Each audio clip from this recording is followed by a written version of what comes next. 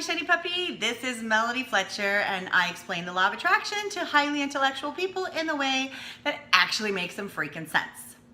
Okay, this is part 3 in my 4-part series on the crazy bitch syndrome. So just to recap, if you haven't seen the 2 previous videos, we are talking about crazy bitch behavior, which is behavior that men and women engage in. Everybody's got a crazy bitch, yeah, that sabotages various kinds of relationships, romantic relationships, relationships at work, relationships with your family, platonic friendships, any kind of relationship when you're dealing with other people. And we all have a crazy bitch in us. The question is she coming out? Is she running around and wreaking havoc? Yeah, because it is sabotaging behavior. So in the first video, we talked about negging. In the second video, we talked about the taming of the shrew syndrome, or testing people. And so today, I want to talk about compulsive snooping or stalking. In other words, compulsive distrust of your partner, of your business partner, of your family members, of your employees, yeah, where essentially you are convinced, even though you don't want to be, that they're probably going to leave you for another partner, for another company, for that they like your sister better, whatever. So you're convinced that they're actually, you know, that they don't like you as much as you like them, and that they're probably supplementing that deficit in some way, which will cause you to lose them. And what you then do, this is the crazy part, yeah, is you go out and you look for evidence that this is true, while of course not really wanting to be in a partner. The fear is that they will leave you, and so you look for evidence that they really will leave you. So this is kind of a difficult one because for this reason. If you are really, really distrustful and you're really insecure, and it's a big fear that you're going to get, you know, a partner who's going to cheat on you, or employees that are going to leave, your vibration could be creating an environment where you attract people like that to you. Could be creating an environment of other people who are insecure, who, even though they might not be doing that, are very good at giving you signals of doing that. Or everything could be perfectly fine and it's all in your head. But because of the crazy bitch, it can be really difficult when you're in that fear and it's been activated and triggered.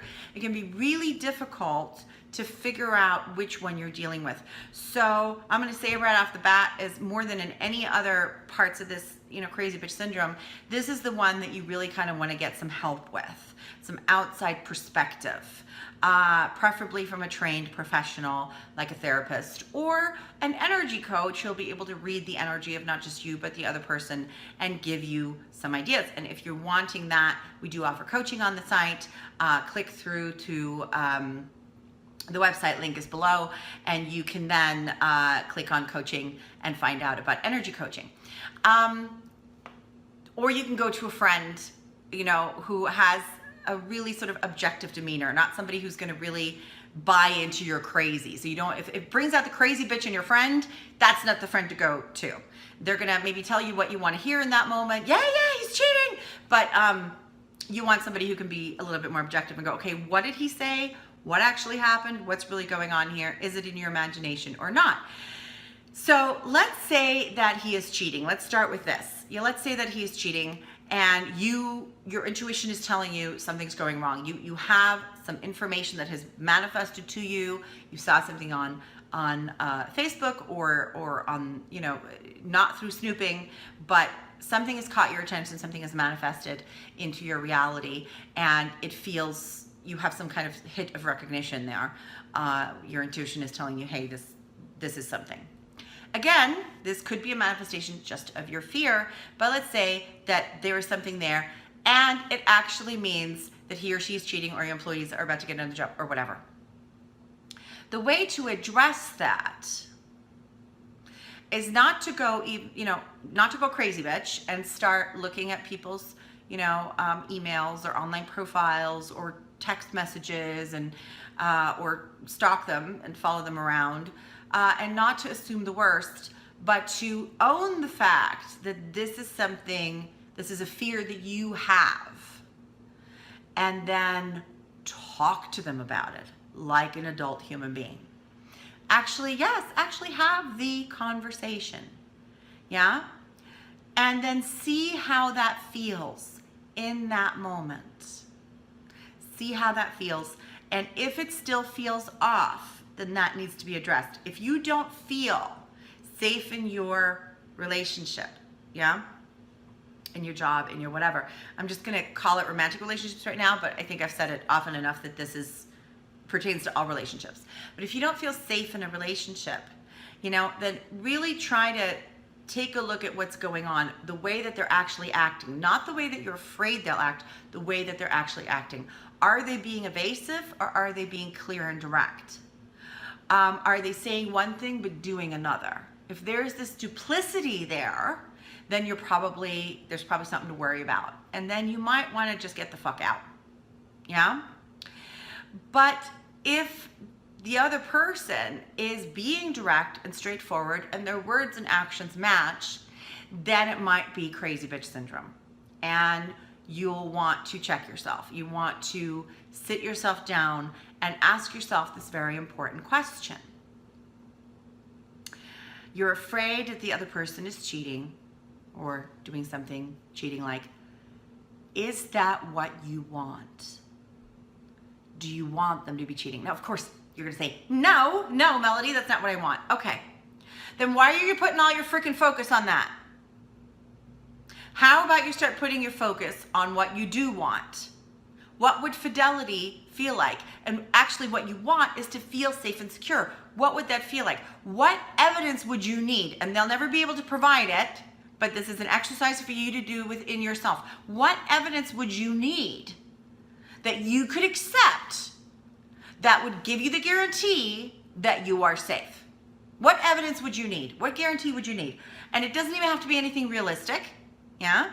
But sit yourself down and try to come up with that. And this is gonna be a trial and error thing. You're probably not gonna hit it right out of the park on the first try, but keep working on it. What evidence would you need? Then imagine that you have that evidence. That you know that the other person is faithful, that they are in it just as much as you are. Yeah? And allow yourself to reach for that feeling. Now, as you do, it's not going to be comfortable right away. There's going to be some discomfort in that. Just do your best. Reach for it to the best of your ability and keep practicing that. But you got to give yourself permission to actually get into that state of being if you want to manifest a relationship that is solid. And if you are currently in a dysfunctional, unbalanced relationship, that relationship may very well gravitate out. Although a lot of the time people are in crazy bitch relationships, crazy bitch behavior in a relationship that doesn't even warrant it. And that relationship has the ability to offer that security. And your partner will thank you for doing this work, because if they truly love you and you're going all crazy bitch on them, it is a huge burden, because what you're doing is you're making them responsible for your insecurity, and nobody can handle that, and nobody wants to handle that. So you're actually going to be strengthening your relationship a great deal if you do this work on yourself. Okay? But again, this is one that it can really mess with your head, where you can't really get that objectivity, and it can really help to bounce this off of a neutral party, somebody who is trained to do it, or if you have a friend who is quite pragmatic in that way, they might be able to help you. And an energy coach will be able to hold that energy for you, and be able to kind of talk you through it. So they'll be able to hold the higher vibration for you, bring that perspective to it, read your energy, read the other person's energy, and get much more information for you, so that, you know, you get out of the crazy bitch mode. Yeah? So that's it for this week. I will talk to you next week with the 4th installment of the Crazy Bitch Syndrome series. Until then, thank you for bringing your light to the world. And happy, shiny, smushy puppy hugs. Okay.